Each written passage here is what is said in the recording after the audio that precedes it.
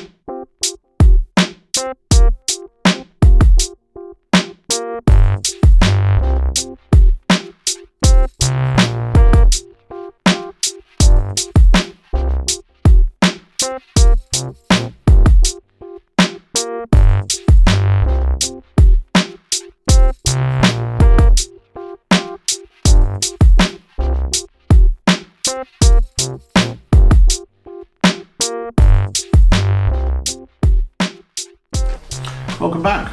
So, Panlos SU100. First of all, instructions I'm going to circle back to, but as far as the bricks is concerned, they fit reasonably well. There was no warpage and no discoloration. There was one piece missing, a 2x1 plate. However, one of the numbered bags, when I was opening them, one of them had already actually ripped slightly. And unfortunately I'd thrown away the main bag that everything came in, so it's possible that it had fallen out into that and I'd end up throwing it away. So I'm prepared to give them the benefit of the doubt on that, but I did have to cobble together basically a 2x1 plate. However, you do get a lot of spares over, so it was no issue at all. Now, I really like this model. I have to say, this is everything that perhaps 12 Go aspire to make. It is incredibly well detailed. They've got absolutely everything there. All the major points, all the criticisms that you level against other manufacturers, Panlos have got right. That big ball of a mantlet that so many other companies will just have as a bog standard sort of thing. They've got that right. The level of detail here is really excellent, but without going over the top, which is nice. And now, one of the things that it does say on the instructions for this is that this is a medium level build. I'm not sure I would completely agree with that. I would personally push it slightly higher, bordering on expert. And the reason for that is that there are this is very obviously built to be a display piece, and perhaps to use in some form of diorama, because the way it's built in almost in two halves. So everything below the superstructure, for instance, or almost everything below the superstructure, absolutely rock solid, not a problem at all, fits very well, builds very well, nice and solid. Even for one of the better, mud flaps at the front and the back are pretty solid. The difference comes when you get to this superstructure bit, because this is very obviously looking to be a display stroke diorama piece. The whole of the top dismantles very, very easily.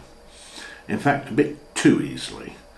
So, for instance, I can take that off, and this will give you an example of what I mean. So you've got a lovely engine and transmission and everything else in there. That's fantastic.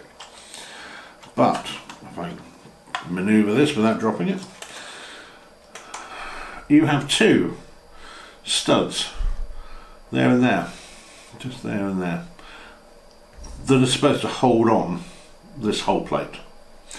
It's a similar thing with the top plate on the top of the fighting compartment. There are only 3 or 4 studs that hold that on.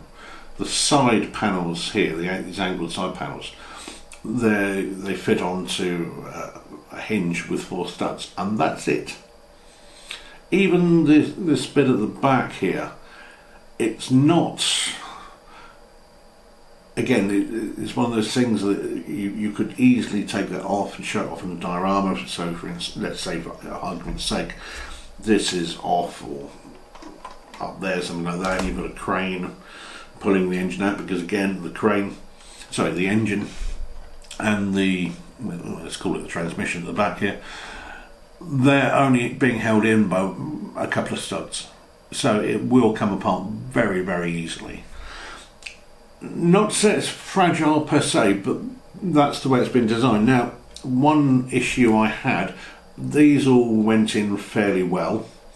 The top has been held quite well. One side of the vehicle is a little iffy, but I could not get this plate with the engine cover to marry up with those 2 holes at all. So it just sits in there. Now, fortunately, it's got a little bit of weight to it, a little bit of heft.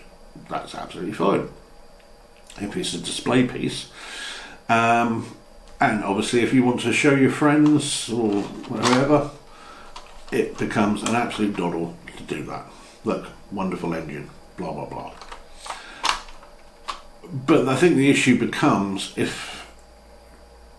so you want to play with it as such, but for instance, if you want to turn it into the RC version, which is a very, very simple job, and actually it's a really slick system that Panlos have implemented with this. I'll come back to that in a minute. This would not last. If this is trundling around the floor, going over some concrete slabs or on tarmac or anything like that, or even over the grass in the garden, that is going to come off very, very easily. So are other bits on here. So while it is a nice system, I'm not sure it's perhaps been implemented in the right way. But moving on, this is also, I have to say, probably I've never seen quite so many hatches on a vehicle before. So obviously you've got the 2 hatches there. These all work. You have the driver's hatch at the front there, which is a little stiff, but there we go. That'll open up. You have another one on the top. It'll be easier just to take it out and pull it out. Pop it up. One on the engine hatch there, and also one at the very back. So yeah. Oh, and another one on the top. So if you like hatches, this is the vehicle for you, I'll tell you that much.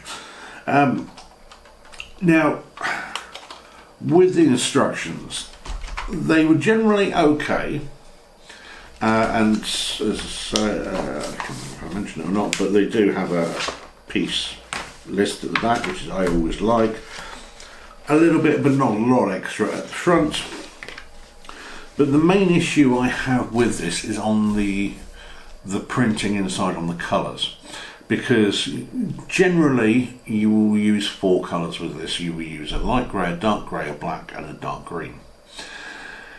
And it's particularly the dark grey and the dark green, when they're printed in here, when they're side by side, can be very difficult to tell apart. So if you've got a stage where you've got a mixture of bricks that are dark green and dark grey, but you've got both colours of that particular brick on the side, it's very easy to pick up the wrong one by mistake. And that happened a couple of times where let's say for instance I picked up a dark grey because perhaps the first couple of pieces were definitely dark grey and they were the only colour I had in that particular brick. So fine, you start with the dark grey, you start working on it, and then of course you tend to use the same colour bricks because it looks similar in here, but it's only X amount of stages further on you realise, oh no, actually when you go back and you look a little bit closer at it and you hold it up to a different light, actually the first 3 bricks in this stage should have been dark grey, the rest should have been dark green. So that did happen a couple of times where I had to go back and dismantle a couple of pieces to take out the wrong colour essentially. So that is something to bear in mind. It's a lot better under natural light than it is under electric light. They just tend to merge a little bit together, but that was my big problem with this and slowed me down considerably because I was having to double check once I realised what was going on after about a quarter of the instructions. I was having to double check every single time when I thought, well, is that dark grey, is that dark green, and having to stop and look and all that type of stuff. So perhaps, and this isn't the first time I've had this problem with some companies, so perhaps they just, if they could exaggerate one colour a little bit, so for instance the dark green that you put on here, if they could perhaps just exaggerate that green, give it a little bit more vibrancy, so you know when you're using a green as opposed to when you're using the dark grey, that would make life a lot easier. But generally, that is a fairly minor complaint, I'm not going to lie, because I just think this thing is absolutely fantastic. Now, I did do another SU100 a while back, which was the Leyi version, the hollow Leyi version, and yes, they're a different price point, but they're just not even worth comparing. Now this one, to be fair to it, was £9.06 landed in the UK, which after doing this, which was £24.86, so alright, it's nearly 3 times the price, but it's definitely 3 times worth it. I do think this is an excellent model, really very good indeed, right up there with some of the best models that I've done, even with its faults, where the things aren't perhaps designed to hold together particularly well. Even with those faults, this is just superb, and if you have any interest in Russian armour, I can highly recommend getting this. You will be very, very happy. It will take you a while to do, 1700 pieces. It's not quick, but it will certainly keep you going for a few days. Now you do get some minifigures with it, 5 minifigures, slight variations on them, but otherwise they're very, very similar. The problem with these is a bit like I had with the Challenger, is that they're out of scale, completely out of scale. So you've got your, he's tiny, you know. It really does look like you can try and put him in in one of the hatches, the commander's hatch or something like that, and it looks like a 5-year-old's in charge of the tank. So thank you Panlos for the 5 minifigures, but I'm going to pass on those. And for anybody who wants to know the scale on this, I'm really not entirely sure. I think the minifigures are around the 1/35 scale, so I would imagine this is probably about 1/24 something, or so 1/24 scale. 1/24 scale, 24 scale, 24 scale. So there you go. That is the Panlos SU100. It's a fantastic bit of kit. I think it's reasonably priced as well, at £24.86. in there with the 12 Go models, similar sort of price. They came to me at about £24 or something. I think this does have an edge, even with the slight issues that I had with it. It's just very, very good indeed. So there we go. That's the model for today. Panlos SU100, link in the description as usual. And hopefully you've liked this video. If you have, please like and subscribe to the channel, and I will catch you again. You take care. Bye bye.